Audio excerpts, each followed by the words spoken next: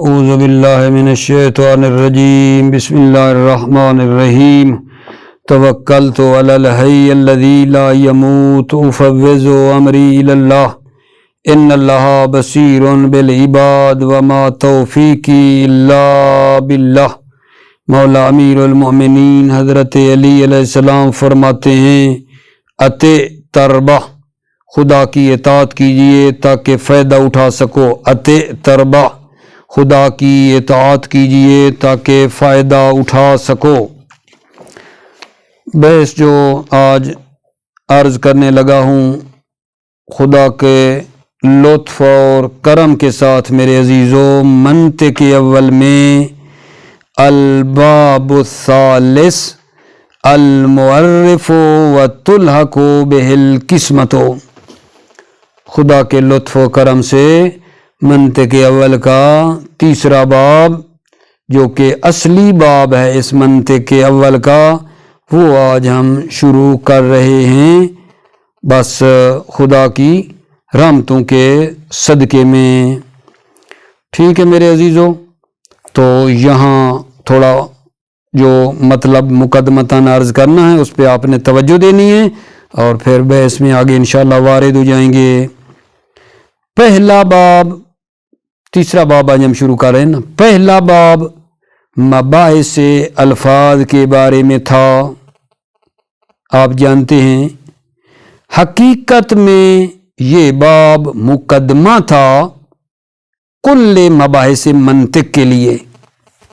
پہلا باب مباحث الفاظ کے بارے میں جو تھا وہ مقدمہ تھا بعد والی مباحث منطق کے لیے۔ دوسرا باب کلی اور جزئی کے بارے میں تھا، یہ مقدمہ تھا دوسرا باب جو ابھی آج ختم کیا ہے ہم نے پچھلے درس میں۔ دوسرا باب کلی اور جزئی کے بارے میں تھا، یہ باب دوسرا مقدمہ تھا اسی آج کی بحث معرف کے لیے، کیونکہ معرف اور معرف ہر دو کلی ہیں، معرف اور معرف ہر دو کلی ہیں، پس لازم تھا ہمارے لیے کہ پہلے مفہوم میں کلی اور جزئی کو پہچانے۔ ٹھیک ہے، نیز معرف با معرف مساوی ہوتا ہے یا عام و خاص اخص ہے یا مبین ہے، پس لازم تھا کہ انواع نسب دو کلیوں کو بھی پہچانے۔ ٹھیک ہے، وہ ہم نے پہچانا۔ ابھی باب سوم جو ہے، جو ابھی شروع کر رہے ہیں، باب ثالث، یہ معرف ہے۔ اس کتاب منطق کا اول کا یہ اصلی باب ہے۔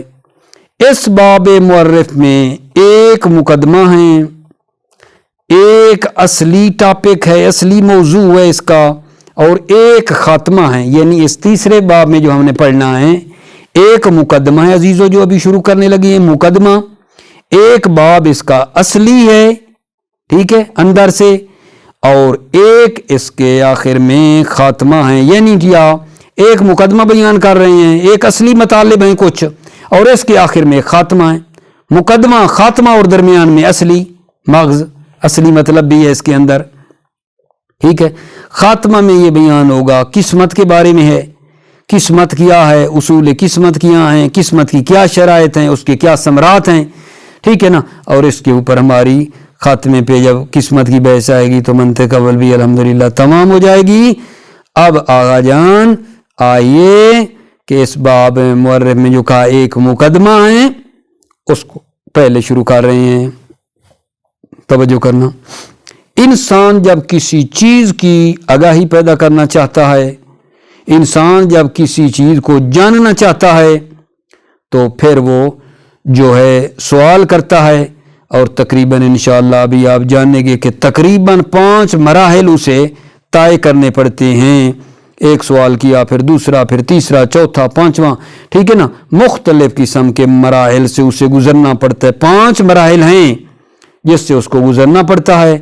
البتہ ان سوالوں کا جواب دینا منطق کا کام نہیں ہے، ٹھیک ہے نا، بلکہ بعض سوال لغت سے مربوط ہیں، بعض سوال دوسرے علوم اور فلسفہ وغیرہ سے مربوط ہیں، لیکن منطق کا کام یہ ہے، ٹھیک ہے نا، منطق سے اس کا کیا رابطہ ہے ان سوالوں کا جو ابھی آ رہے کہ انسان جب کسی چیز سے آگاہی پیدا کرنا چاہتا ہے تو 5 مراحل سے گزرتا ہے اور سوال کرتا ہے؟ تو بتا رہا ہوں کہ یہ جو سوال ابھی ہم پڑھ رہے ہیں، یہ سوال کرتا ہے، یہ کرتا ہے، یہ کرتا ہے، یہ کرتا ہے، یہ منطق سے مربوط نہیں ہے، یہ لغت سے مربوط ہیں، یہ فلسفہ سے یا دوسرے علوم سے۔ تو منطق میں اس کا کیا تعلق ہے؟ منطق کا کام یہ ہے کہ یہ بتاتی ہے کہ سوال کس طرح تم مطرح کرو اور ترتیب طبعی ان سوالوں کی کیا ہونی چاہیے۔ منطق ہمیں حتیٰ یہ ترتیب، سوالوں کی بھی ترتیب بتاتی ہے کہ پہلے یہ سوال کرو، جب معلوم ہو جائے تو پھر یہ سوال کرو، پھر یہ کرو، پھر یہ کرو۔ سبحان اللہ، منطق جو ہے سوال کرنے کا ڈھنگ بھی دیتی ہے، ترتیب طبعی بھی دیتی ہے کہ اس ترتیب سے تمہیں چلنا ہے اور کس طرح ان سوالوں کا جواب دیں۔ ٹھیک ہے، تو پس منطق میں جو ہے وہ یہ ہے کہ ان سوالوں کی ترتیب بتاتی ہے، ترتیب طبعی کیسے سوال کیا جائے۔ منطق کا اصلی کام وہی روش ہے، صحیح فکر کرنا اور صحیح نتیجہ لینا جو ہے منطق کا کام ہے۔ تو یہ بھی کہ سوال پہلے کون سا کرو، دوسرا کون سا کرو، یہ بھی عقل کی صحیح رہنمائی کرتی ہے، فکر کو صحیح کرتی ہے کہ پہلے یہ کرو سوال، پھر دوسرا کرو، پھر تیسرا کرو۔ یہ اس سلسلے میں میرا آقا جان ہماری بحث ہو رہی ہے۔ ٹھیک ہے، اچھا جناب، جب ایسا ہے اب آقا جان کسی بھی زبان کا کوئی لفظ ہو، مقدمہ میں نے شروع کر دیا وہ بنا کے، مقدمہ میں کیا بنا رہے ہیں، کسی بھی زبان کا کوئی لفظ ہو، عربی، فارسی، انگلشی، اردو، کوئی لفظ ہو کسی زبان کا، جب آپ کے سامنے آتا ہے تو یہاں 5 پے در پے مراحل پیش آتی ہیں جس سے پھر انسان کو معرفت حاصل ہوتی ہے۔ کیا کہہ رہا ہوں، کسی بھی زبان، فارسی، انگلشی، اردو، جو بھی زبان کا لفظ ہے، جب آپ کے سامنے آتا ہے تو 5 مراحل سے گزر کر اس کی معرفت حاصل ہوتی ہے۔ صحیح، بعض مراحل میں تصوری علم طلب کیا جاتا ہے اور بعض مراحل میں تصدیقی علم طلب کیا جاتا ہے۔ مثلا میں آپ کو اجمالی طور پہ بتا دیتا ہوں، پہلا مرحلہ مثلا آئے گا، پہلے مرحلے میں کیا ہوگا، لفظ کے معنی کا اجمالی تصور طلب کیا جاتا ہے۔ لفظ کا معنی کیا ہے، جب لفظ آپ کے سامنے آئے تو پہلا مرحلہ یہ ہے کہ لفظ کا معنی کیا ہے۔ جی اگر آپ کو معلوم نہ ہو کہ یہ لفظ کس معنی کے لیے وضع کیا گیا ہے تو آپ اس لفظ کے بارے میں صرف لغوی سوال پوچھتے ہیں، ٹھیک ہے یا نہیں؟ اس سوال کا جواب ایک ایسے لفظ کے ذریعے دیا جاتا ہے جو اس معنی پر دلالت کرے۔ مثلا آپ لفظ غضنفر کے معنی کے بارے میں سوال کرتے ہیں تو جواب میں اسد کہا جاتا ہے، اور جب آپ سمیدہ کے معنی کے بارے میں پوچھتے ہیں تو جواب میں سید کا لفظ بولا جاتا ہے، وغیرہ وغیرہ۔ یہ پہلا مرحلہ ہے کہ بندہ لفظ کا معنی نہیں جانتا، لفظ کا معنی پوچھنا چاہتا ہے۔ اس قسم کے جواب کو لفظی تعریف کا نام دیا جاتا ہے عزیزو، اور یہ جو ذمہ داری ہے یہ لغت کی کتابوں کی ذمہ داری ہے۔ لفظ کا معنی بتانا لغت کی کتابوں کا کام ہے، منطق کا کام نہیں ہے۔ ٹھیک ہے آقا جان، یہ پہلا مرحلہ لفظ کے معنی کا پتہ چل گیا۔ جب لفظ کے معنی کا پتہ چل گیا، ٹھیک ہے، تو پھر وہ کیا کرتا ہے آقا جان، لفظ کے معنی کے مرحلے کا جب پتہ چل جاتا ہے تو وہ بندہ دوسرے مرحلے میں داخل ہوتا ہے کہ معنی کی ماہیت کو طلب کرتا ہے۔ معنی کی ماہیت اور معنی کی حقیقت کے تصور کو وہ طلب کرتا ہے، ٹھیک ہے، اور پھر وہ سوال کرتا ہے ما ہوا، کہ یہ کیا ہے، اس کی ماہیت کو تفصیل سے جاننا چاہتا ہے۔ دوسرے مرحلے میں اس کی ماہیت کی تفصیل، تو پھر جب ماہیت کو جاننا چاہتا ہے تو پھر ما کے ذریعے سوال کرتے ہیں، آپ پوچھتے ہیں ما ہوا، اور یہ ما شارحہ کہلاتی ہے، یہ ما مائے شارحہ کہلاتی ہے، کیونکہ اس کے ذریعے کسی لفظ کے معنی کی تشریح کو طلب کیا جاتا ہے، ٹھیک ہے، اور ایسے سوال کے جواب کو شرح الاسم کا نام دیا جاتا ہے میرے عزیزو۔ ٹھیک ہو گئی بات آگا جان؟ جب شرح الاسم یا اسمی تعریف ہو تو پھر جواب کا جو اصلی طریقہ ہے وہ یہ ہے کہ جن سے قریب اور فصل قریب ملا کر جواب دیں، جس کو حد تام کا نام دیا جاتا ہے۔ لیکن اگر صرف فصل یا خاصہ کے ذریعے بھی جواب دے دے تو بھی درست ہے۔ ٹھیک ہو گئی بات آگا جان یہاں تک؟ لیکن اگر بالفرض جواب دینے والا جن سے قریب کے ذریعے جواب دے، مثلا اگر اس سے پوچھا جائے کہ کھجور کیا ہے اور وہ جواب میں درخت کہہ دے، ٹھیک ہے، تو سائل اس جواب سے قانع نہیں ہوتا اور اس کا نفس سوال کی طرف متوجہ ہو جاتا ہے کہ اس درخت میں اور دوسرے درختوں میں فرق کیا ہے آغا صاحب، یہ بتاؤ، یہ تو میں بھی جانتا ہوں درخت ہے، ٹھیک ہے نا، اس درخت میں اور دوسرے درختوں میں فرق کیا ہے؟ لہذا وہ پوچھتا ہے کہ یہ کھجور اپنی ذات میں کون سا درخت ہے، اس درخت کی خصوصیت کیا ہے؟ ٹھیک ہے، یہ جناب علی ہے دوسرا مرحلہ۔ اور دوسرے مرحلے کے بعد تیسرا مرحلہ جو آتا ہے وہ یہ کسی شے کے وجود کی تصدیق طلب کرنے کا مرحلہ ہے، ٹھیک ہے نا، اور اس کے ذریعے حل بسیطہ کے ذریعے سوال کرتے ہیں، آیا فلاں چیز پائی جاتی ہے، آیا فلاں چیز موجود ہے، ٹھیک ہے، کسی شے کے وجود کی تصدیق طلب کرنے کا مرحلہ ہے کہ یہ شے ہے یا نہیں ہے، ٹھیک ہے، آیا فلاں چیز ہے، پائی جاتی ہے، آیا فلاں چیز موجود ہے، کسی چیز کے وجود کے بارے میں سوال کیا جاتا ہے۔ ٹھیک ہو گئی بات یہاں تک؟ تیسرا مرحلہ آگا جان۔ اچھا، یہ جو دوسرا مرحلہ تھا مائے اشاریہ والا اور یہ جو تیسرا مرحلہ ہے وجود کا، یہ دونوں تقدم و تاخر میں آگے پیچھے ہوتے رہتے ہیں۔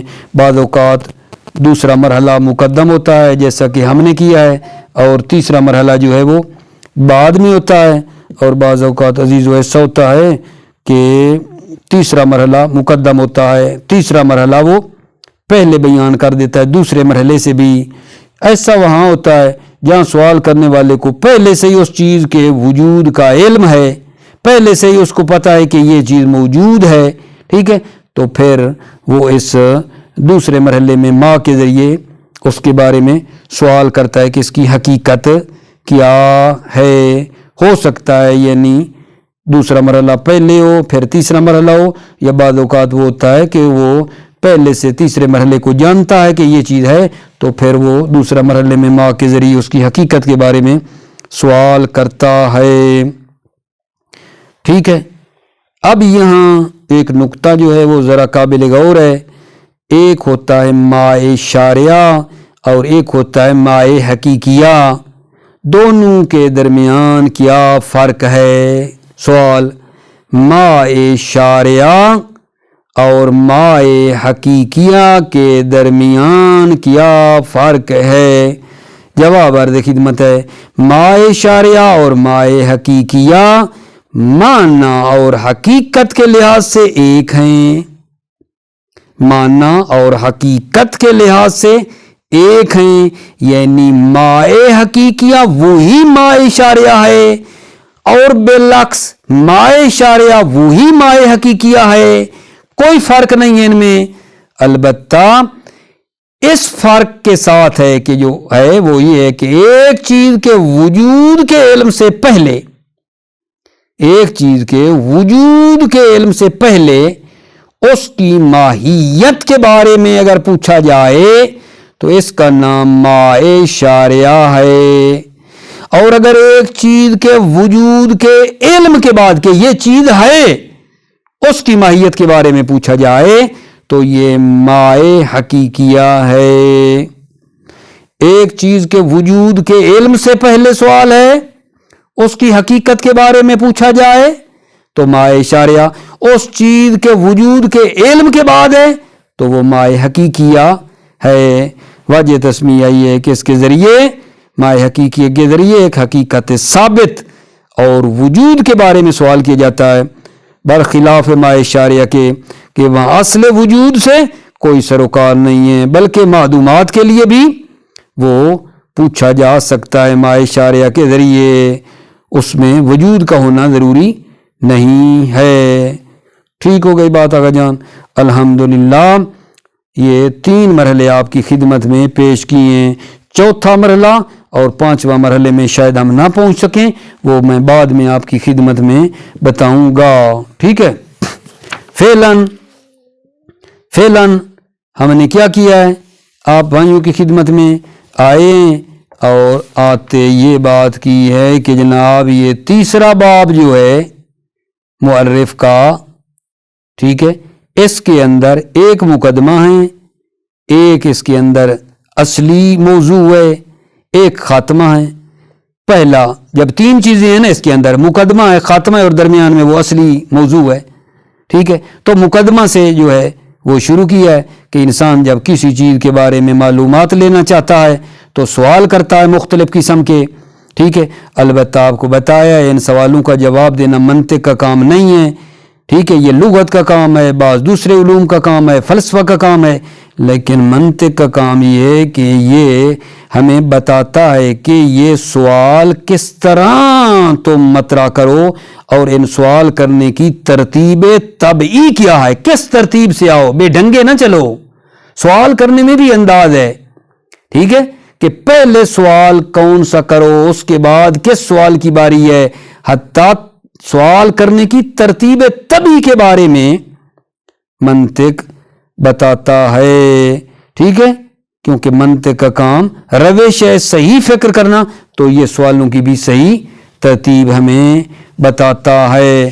اور آپ کو بتایا ہے کہ جب بھی آپ کے سامنے کسی زبان کا کوئی لفظ سامنے آتا ہے، عربی کا ہو، فارسی کا ہو، انگلش کا ہو، اردو کا ہو، تو آپ کو اس لفظ کی معلومات اور معرفت حاصل کرنے کے لیے 5 مراحل سے گزرنا پڑتا ہے۔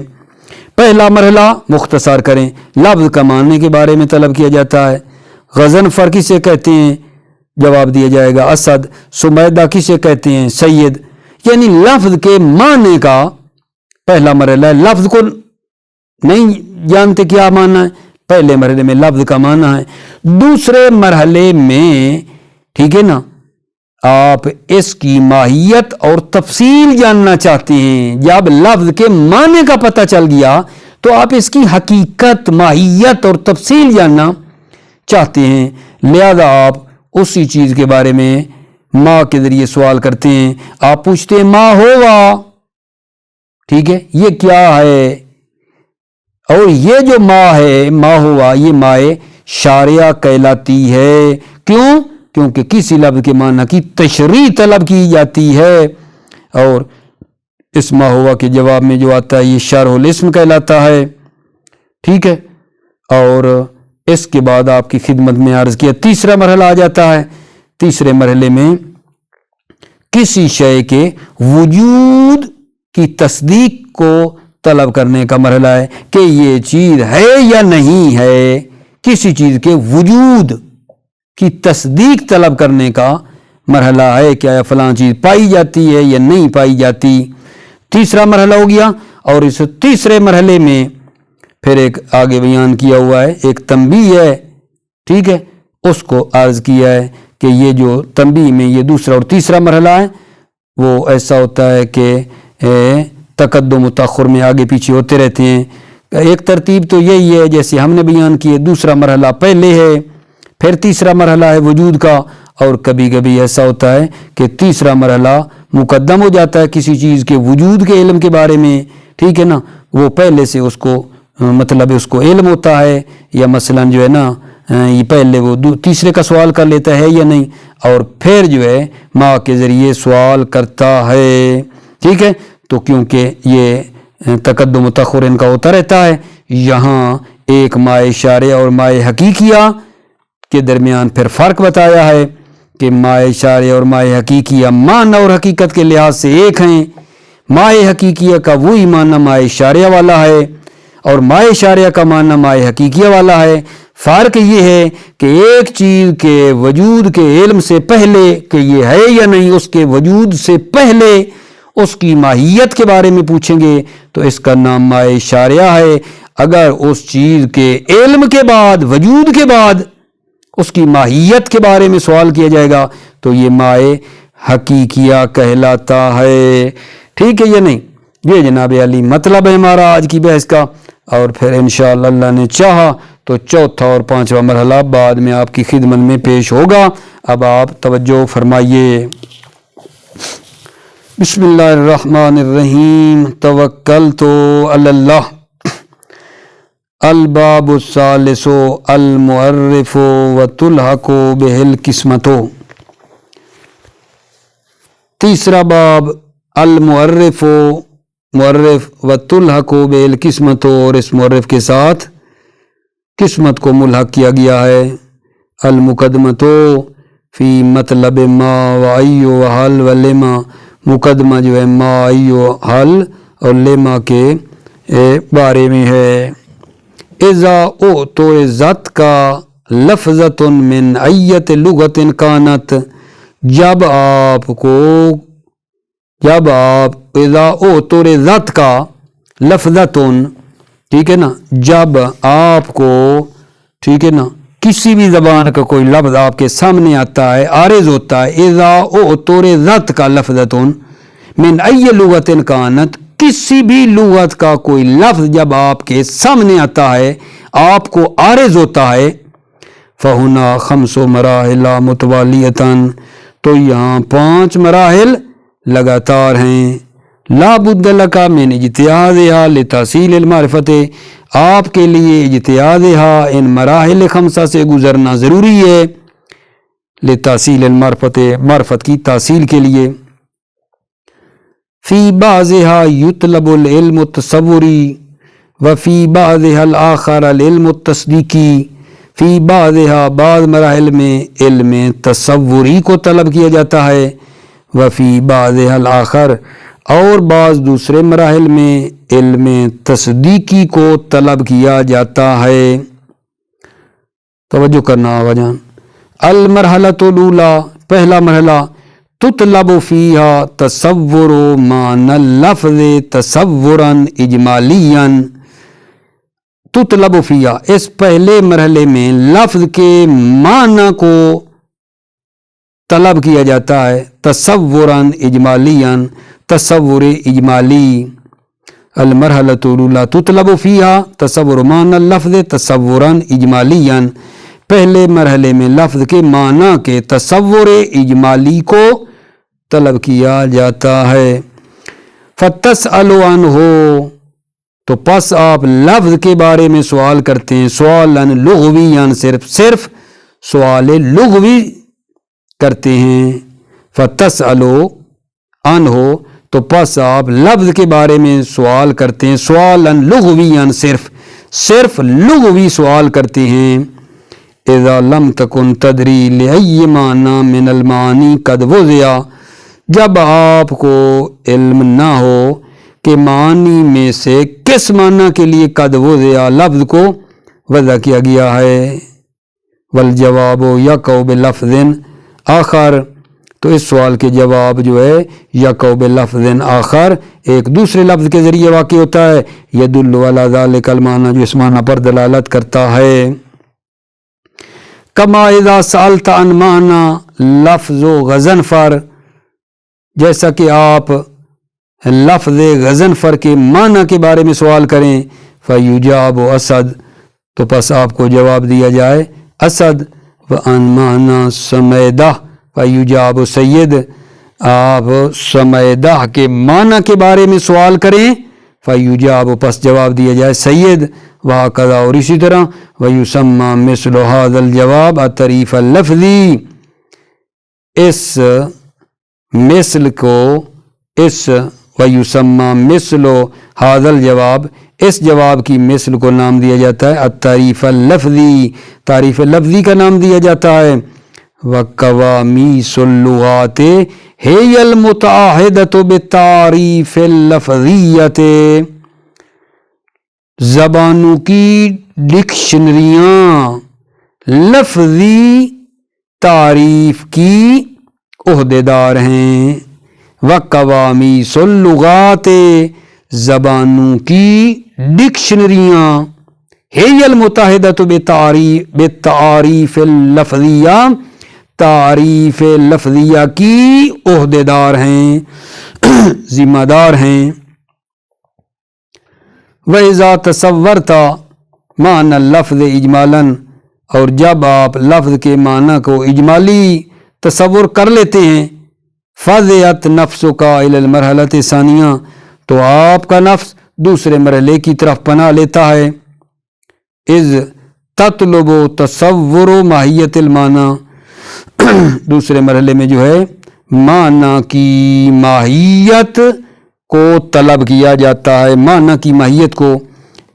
تطلب تفصیل ما دل علیہ الاسم اجمالاً، یعنی تفصیل کو طلب کیا جاتا ہے جس پر اسم نے اجمالی طور پر دلالت کی ہے۔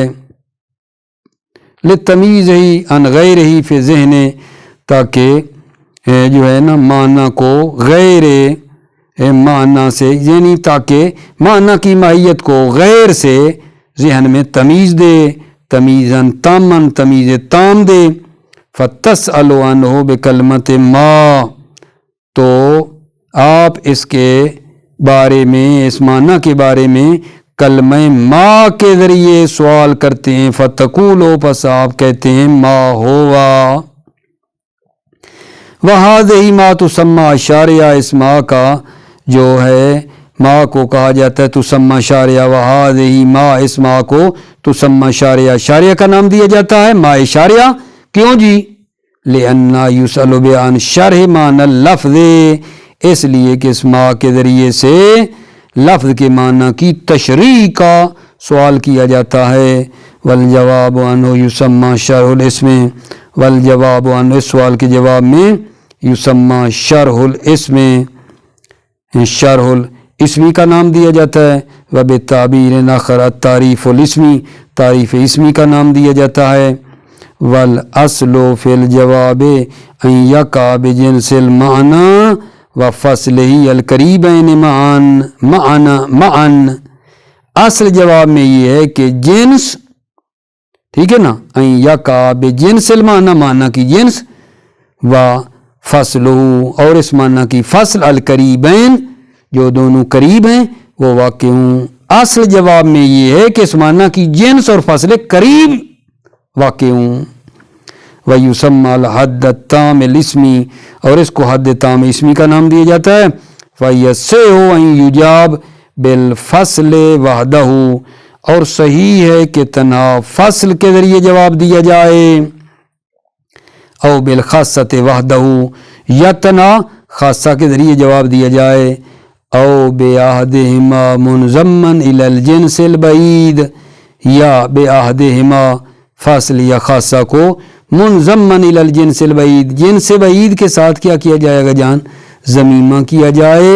او بالخاصۃ منضمۃ الی الجنس القریب، یا خاصہ کو ضمیمہ کیا جائے جنس قریب کے ذریعے۔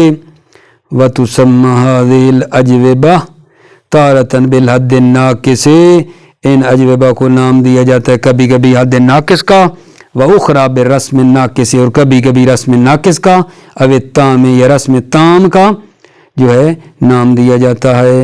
وَلَكِنَّهَا تُوصَفُ جَمِيعًا بِالْاسْمِ، لیکن یہ جو اجوبہ ہیں یہ تمام کے تمام جو ہے نا بالاسمی ہیں، یعنی جواب اسمی سے متصف کیے جاتے ہیں۔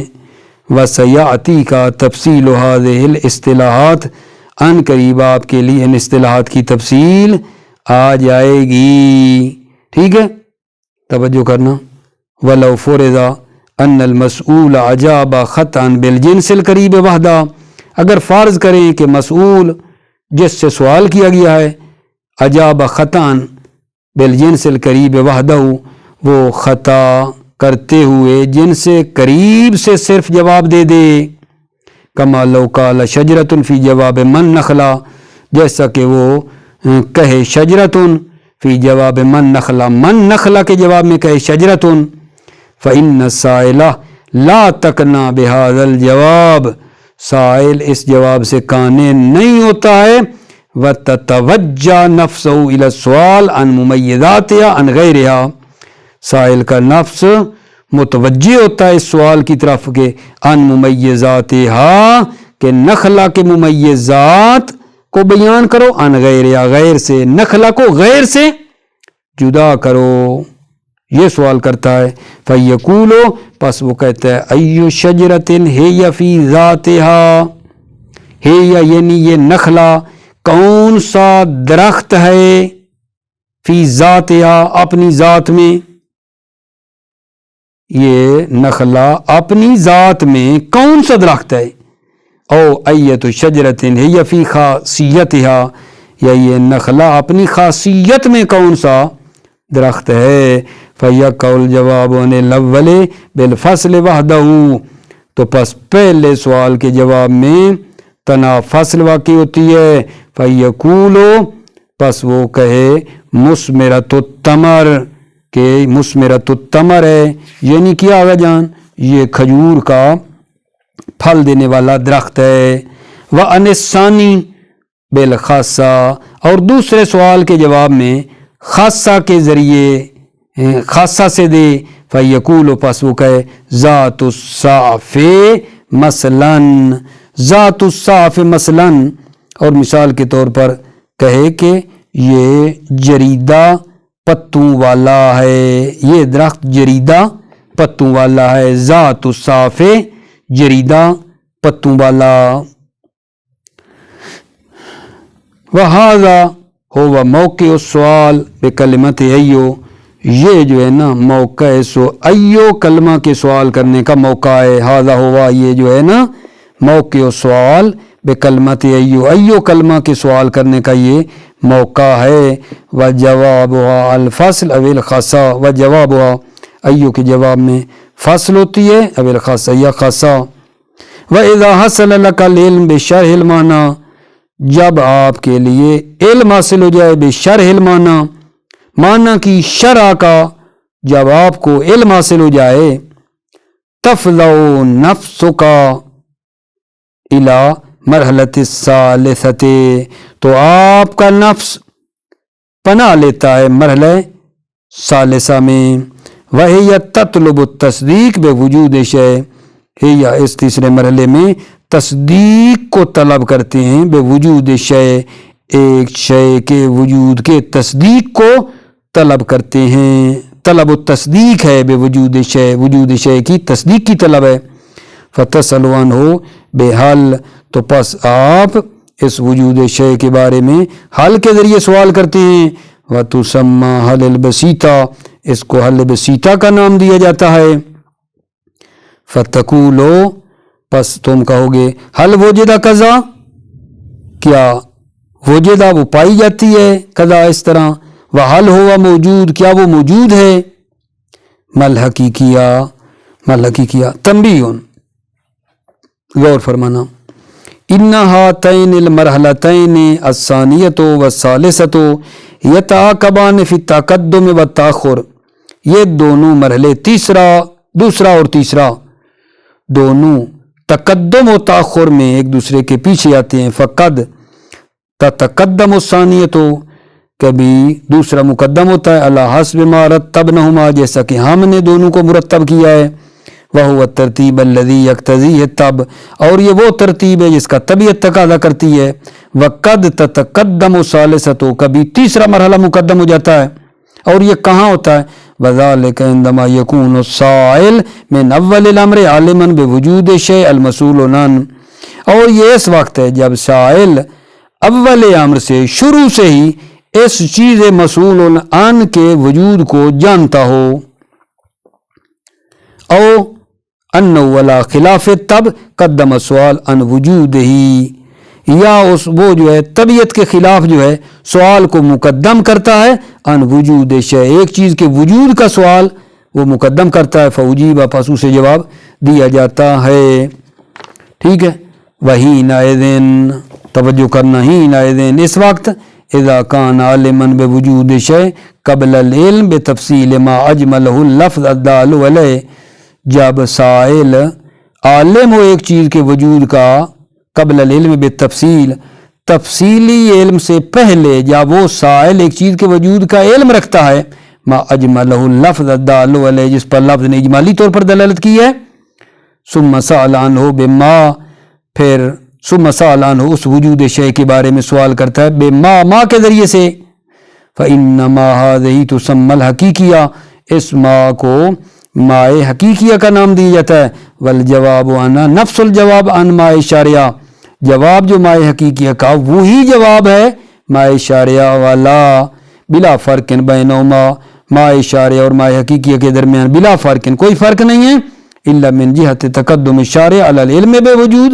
و تأخر الحقیقی عنہ، مگر یہ کہ من جہت تقدم الشارع، شارع یعنی مائے شارع جو ہے وہ کسی چیز کے وجود کے علم سے پہلے ہے، اور و تأخر الحقیقی عنہ، اور مائے حقیقیہ جو ہے علم بے وجود کے بعد ہے، و تأخر الحقیقیہ، مائے حقیقیہ مؤخر ہے، عنہ علم بے وجود سے، یعنی جب کسی چیز کا علم ہو جائے اس کے بعد ماں کے ذریعے سوال کریں تو وہ مائے حقیقیہ ہے، اگر علم بے وجود سے پہلے کر دیں تو وہ مائے شارعہ ہے۔ وَإِنَّمَا سُمِّيَتْ حقیقیہ، اس کا نام حقیقیہ رکھا گیا ہے، کیوں؟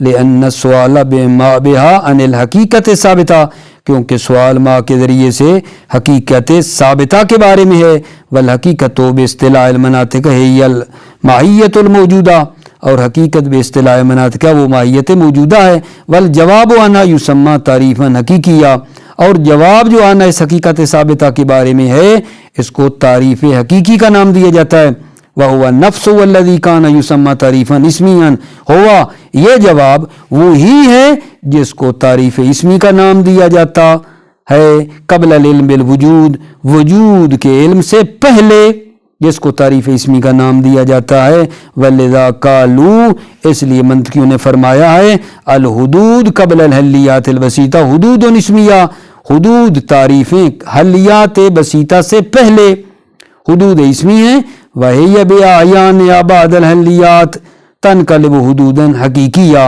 وَهِيَ اور یہی حدود بِأَعْيَانِهَا یعنی اپنے عین کے ساتھ، بعد الحلیات حلیات کے بعد یہی حدود تنقلب حدودًا حقیقیہ منقلب ہو جاتی ہیں حدود حقیقیہ میں، وَإِذَا حَصَلَتْ لَكَ هَذِهِ الْمَرَاحِلُ، جب آپ کے لیے یہ مراحل حاصل ہو گئے، ٹھیک ہے نا، اذا حصلت لکا، یا یہ کہہ دیں اذا حصلت، جب آپ کے لیے حاصل ہو جائے، لکا آپ کے لیے، هذه المراحل، ٹھیک ہے، انتقلتا بالطبع الى المرحلۃ الرابعہ، تو آپ جو ہے نا چوتھے مرحلے میں منتقل ہو جاتے ہیں، ٹھیک ہے، چوتھا اور پانچواں مرحلہ انشاءاللہ بعد میں عرض کروں گا۔ موفق مؤید رہیں، سلامت رہیں، السلام علیکم ورحمۃ اللہ وبرکاتہ۔